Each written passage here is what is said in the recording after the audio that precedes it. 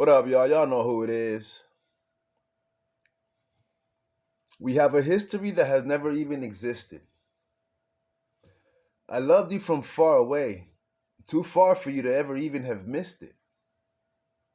It's kind of complicated how unrealistically simplistic the bliss of our holistically gifted love could have kissed our lips without lipstick, had it consistently consisted of the cordially insisted upon linguistics which are more than beyond intrinsic to the discovery of the peaceful harmony in our never discovered logistics.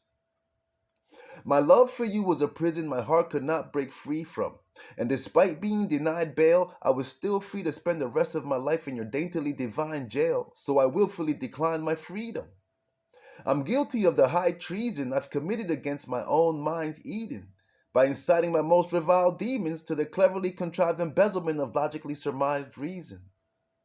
My accomplice was an autonomously accomplished heathen of an abominably conscious cretin, constantly robbing me of my solace with false promises of something supposedly positive to believe in. I couldn't possibly perceive conscionably conceiving the ominous possibility that you and I were never really meant to be, and all this has been nothing more than a massively contrived deceiving. And now begins the grieving. I've been having a hard time breathing, but nowhere near as hard of a time bleeding. You see, whenever I take a trip down memory lane, I've regrettably realized that I take the risk of remembering all of the heavenly bliss that was nefariously switched and malevolently changed from the passionately intimate kiss I could never seem to resist and into the dismally miserable midst of the physically debilitating twist that still exists with explicit emphasis in the deepest abysses of my preeminent pain. It's quite evident that I wanted to see if the sky was still willing to rain and wash away the strain-filled cries from the stench-filled stains out of my nostalgically compromised and traumatically reminiscent brain. I think not.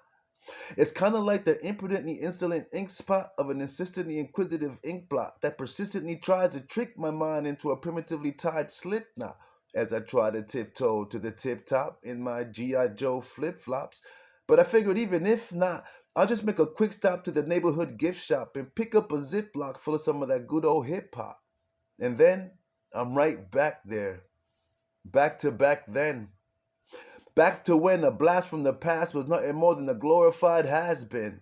Back to when having a dear friend and making sincere amends meant significantly more than just being a mere trend. Back to when hop, skip, and jump were all right around the corner, and I'll see you in a minute was just right around the bend. Back when my introverted pen had no literary friends to depend on, or even relatives to pretend to descend from. It begs me to ask, where does it all end? Peace.